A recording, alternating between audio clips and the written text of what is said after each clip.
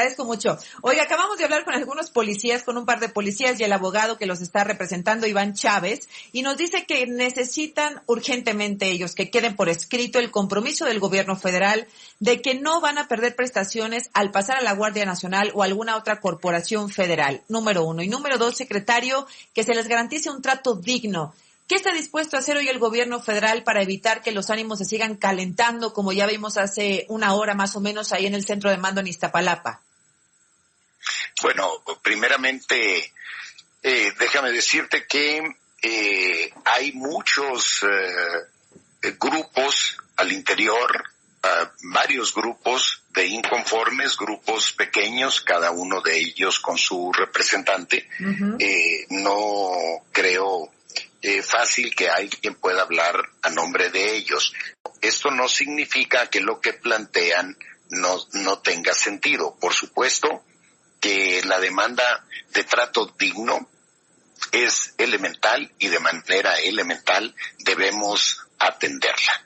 No hay trato indigno. Se ha denunciado, por ejemplo, en el caso de los elementos que se integraron al Instituto Nacional de Migración, uh-huh, que si tenían condiciones adecuadas, que si los uniformes, que si algunas otras cosas, sí, pero eso en buen plan no habla de un trato indigno. ¿No? Llegamos a atender una emergencia y para atenderla no ha sido posible generar las mejores condiciones o las condiciones adecuadas. A todos nos sucede. Oiga, secretario, déjeme, sí, si es tan amable, déjeme diferir de lo que usted me menciona, porque además de lo que vimos en el sur, unos baños, unos sanitarios realmente ofensivos, duermen en cartones, duermen arriba de lockers, con los policías adscritos a migración, pero también vimos a guardias nacionales en la Ciudad de México y en algunos otros estados de la República que ni siquiera tienen cuartel, secretario. Eso sí atenta contra la dignidad, ¿no? A ver, Azucena, lo ideal sería que todos los elementos de la Guardia Nacional tuvieran en este momento condiciones adecuadas. Pero sí, te recuerdo que la Guardia Nacional se constituyó legislativamente hace 3 meses, que nació presupuestal, administrativa y organizacionalmente hace una semana. Uh-huh. Que la desplegamos hace 3, 4, 5 días. Si nos esperáramos a construir los cuarteles que se requiere, necesitaríamos no menos de 1 año. Y las circunstancias de la inseguridad no le permiten a la propia población tener paciencia para que les digamos espérenos 1 año. Tenemos que desplegarlos y pedir la comprensión de esos elementos de la Guardia Nacional, que nos ayuden. Vamos a tenerlo en las mejores condiciones posibles. En paralelo, sin restricción presupuestal, en el marco de la austeridad, por supuesto, vamos a construir instalaciones de la mejor categoría, de la mayor dignidad para la Guardia Nacional. Pero eso es en paralelo. Fíjese, porque no... Fíjese, secretario, es que yo tuve la oportunidad, supongo que usted también, de hablar con al menos una docena de policías federales y nos decían, el problema no es necesariamente en las condiciones en las que estamos, digamos. El problema es que nos desplazaron cuando llegaron los soldados y los marinos, entonces nos sentimos como policías de cuarta. No escuché, ¿el problema es que qué? Cuando llegaron los soldados y los marinos nos desplazaron de las instalaciones y de los propios cuarteles y sentimos que nos están tratando como policías no de segunda, sino de cuarta. No. Puede haber errores como en todos lados, pero la disposición, la Guardia Nacional se integra con elementos de la Policía Federal, de la Marina y del Ejército. Y los tres tienen que construir una nueva identidad, un nuevo espíritu de cuerpo. Y la única posibilidad de lograrlo es que no haya parcialidades hacia ninguno de los elementos por razones de su origen. Así es. Ajá. Ahora, eso no evita que pueda haber errores. Y si hay errores, tendremos nosotros que aplicarnos a subsanarlos en el marco de las limitaciones que ahorita tienen algunos elementos, no todos, porque recuerda que estamos haciendo un despliegue nacional en todo el territorio nacional y hay regiones del país en donde no hubo presencia permanente del Ejército, ni de la Marina, ni de la Policía Federal. Consecuentemente, no hay instalaciones adecuadas. Pero te voy a decir algo, Azucena, hay que recordar, ahora que se habla de dignidad y que se reclaman las condiciones en las que se les hospeda, cuántas imágenes vimos de policías por años, expulsados de los hoteles porque las autoridades correspondientes no pagaban por 2 o 3 años el hospedaje de esos elementos de la Policía Federal, y yo no recuerdo que alguien haya levantado alguna voz por la indignidad que representaba.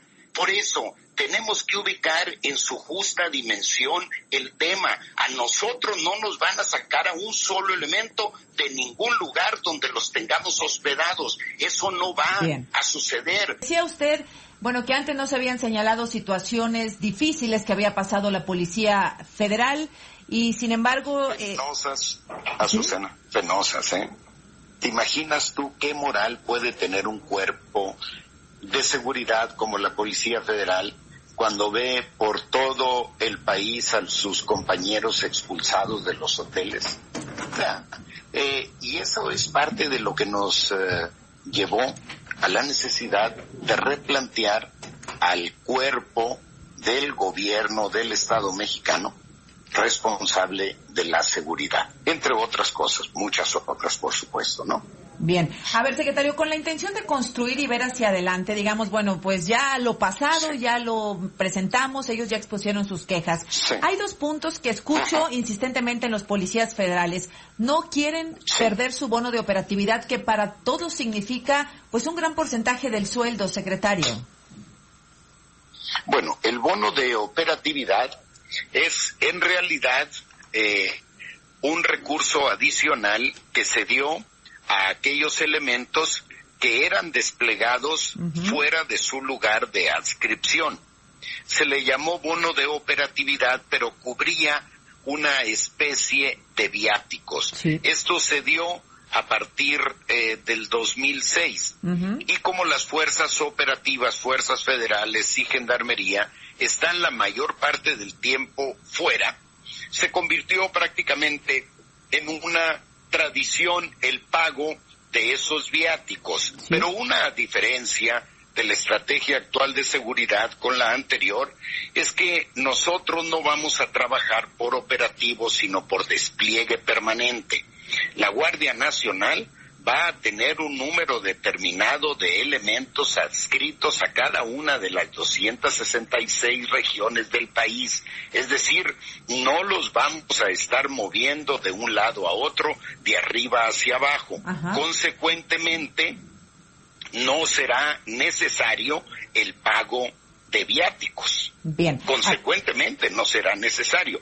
Pero en contrapartida, Azucena, ¿sí?, el hecho de que tú estés adscrito era permanente a una determinada ciudad, te permite también construir un proyecto de vida, un proyecto familiar distinto que hoy no tienen posibilidad de hacer los elementos de la Policía Federal por estos operativos históricos y despliegues por esa itinerancia, arriba, ¿no? Abajo. Por esa Yo creo que si los elementos de la Policía Federal analizan con una visión de conjunto los pros y contras de todo esto, van a construir, como nosotros, que hay condiciones más favorables asumidas o evaluadas con una visión de conjunto. Hemos platicado en varias ocasiones usted y yo, secretario, una de ellas fue el 22 de febrero, y yo recuerdo muy bien que usted me dijo que los policías federales y los miembros de la Sedena o de la Marina tenían unos mayores prestaciones y menor sueldo, otros mayor sueldo y menores prestaciones, y que todos se iban a homologar. ¿Cierto? Sí, así es. ¿Y cuándo va a suceder esto, secretario?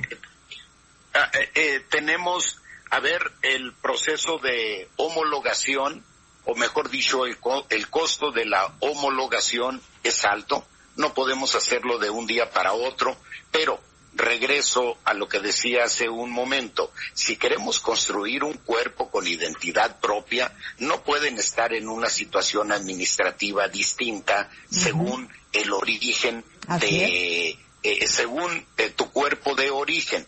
Todos tienen que tener una situación administrativa homologada, prestaciones sociales homologadas, y ese es un proceso que va a ser progresivo. Por ejemplo, los elementos de la Marina y del Ejército tienen menos sueldos. A ellos vamos a llevarlos en el transcurso de aquí a 2024 a más tardar, a que ganen lo que gana un policía federal. Pero también vamos a buscar en contrapartida que los elementos de la Policía Federal que pasen a la Guardia logren progresivamente las mismas prestaciones sociales que tienen los elementos del Ejército y de la Marina. Progresivamente, no puede ser de un día para otro por el costo que tiene, pero será una prioridad para el gobierno. Bueno, ¿cuál es el sueldo homologado que van a recibir tanto policías federales, soldados y militares cuando todos sean guardias nacionales, secretario?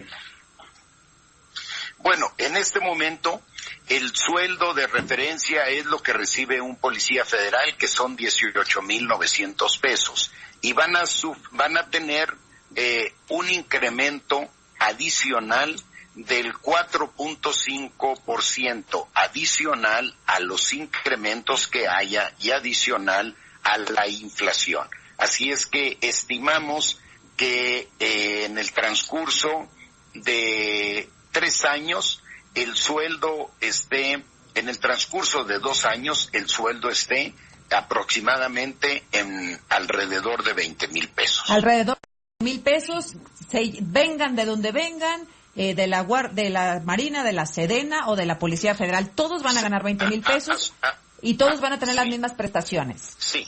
Ajá. Ahora, déjeme preguntarle otra cosa, secretario. De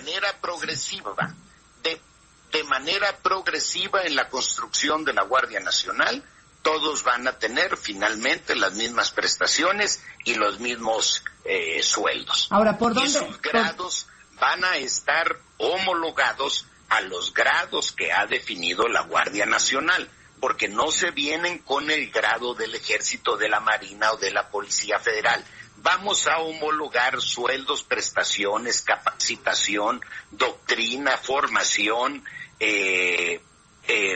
términos de jubilación, términos de atención médica, términos de apoyos en vivienda, todo absolutamente en el proceso de construcción de la Guardia Nacional. Ahora, de manera progresiva, no de un día para otro. Déjeme poner algo sobre la mesa. Sé que no es fácil la negociación, se está volviendo complicado, pero ¿por qué entonces no respetar el lugar donde cada policía está, donde cada elemento de la Sedena o de la Semar, mientras se hace esta homologación, secretario, y no lastimar a ninguna de las corporaciones? No tenemos ningún problema en eso. Pero porque eso ya hubiera desactivado el conflicto desde hace mucho tiempo. Es decir, vamos a respetar, tienen bono de operatividad, se quedan con el bono de operatividad mientras homologamos y ponemos orden de aquí al 2024, ¿me dice? ¿No? No, eso no es posible. El bono de operatividad es un viático por tu desempeño o por tu encomienda fuera de tu lugar de adscripción. Aquí nosotros no vamos a tener a gente, a elementos trabajando fuera de su lugar de adscripción. Sí, lo entiendo, si tú estás adscrito a la Ciudad de México, no te vamos a mover a un operativo a Monterrey. Tu responsabilidad está apoyar la seguridad en la ciudad. Bien. Por eso no se justifica el bono de operatividad. Ahora, si te mueven de tu lugar de adscripción, tendrán que dársete todas las condiciones para que ese movimiento no te represente a ti a un gasto. El bono de operatividad lo usaban los elementos para pagar sus viáticos, su comida, su hotel y su traslado. incluso. Bien, entonces eso no está a discusión, eso queda cancelado, secretario. Sí. Absolutamente. Sí, así es. Oiga, hoy se abrió otro frente. Por las razones que explico. Bien, hoy se abrió otro frente, secretario, pues con el expresidente Felipe Calderón. Él exige hoy, a través de un video que publica en sus redes sociales, que si usted tiene pruebas de que está detrás de la manifestación, las presente o que se retracte y se disculpe, secretario. No, no es para nosotros otro frente. Quien puso el nombre del expresidente Calderón fue uno de los autodenominados representantes de los inconformes, quien dijo que sería un honor que Felipe Calderón asumiera la dirigencia del sindicato de esta organización que estarían constituyendo con los policías federales inconformes. Así es que nosotros nos hemos referido al presidente Calderón solo en relación a la declaración de este supuesto representante. Bien. En todo caso, sí. Esa es una de las razones por las que el presidente Calderón se deslindó del movimiento y me da a mi gusto. Pero no podemos ser ingenuos en esto, Azucena. Hay intereses políticos atrás de la movilización.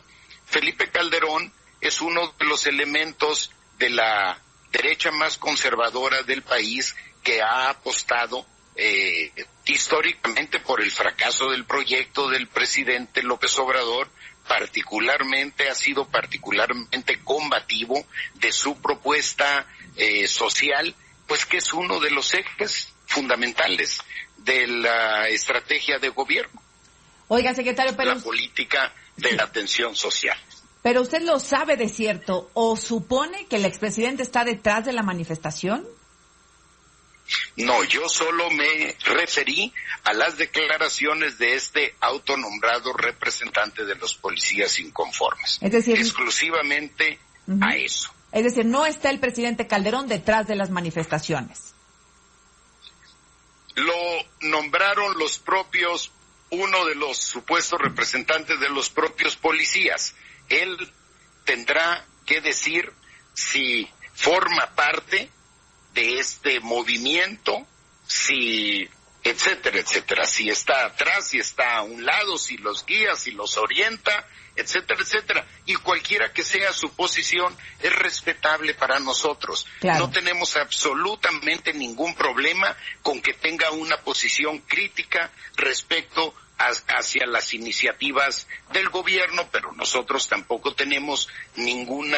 nos sentimos con ninguna limitación para expresar que si un autodenominado representante de los inconformes lo propone como el líder de la organización sindical que organizarán o que construirán, pues eso me permite a mí suponer una cercanía entre esos inconformes y el presidente Calderón, y eso fue lo que dije hoy en la mañana. Bien, y si existe esa cercanía, respetable para nosotros. No tenemos absolutamente ningún problema. Pero no hay un señalamiento directo del gobierno de la República, ni con el expresidente Calderón, ni con el exsecretario de Gobernación, Osorio Chong. No tenemos absolutamente ningún interés en hacer señalamientos personales. Lo que sí hemos hecho, Azucena, es presentar ante la Secretaría de la Función Pública una denuncia, y hoy lo hicimos por la vía penal, una denuncia por una compra irregular de un sistema de inteligencia que terminó costando $130 millones y por investigaciones de mercado hemos llegado a la conclusión que no cuesta más de 35-40 millones de dólares. El problema es que este producto de inteligencia se pagaron $50 millones y nos dejaron una deuda de $70 millones que nosotros no hemos reconocido porque no fue una adquisición debidamente documentada. Bien. Estamos ahora demandados por los proveedores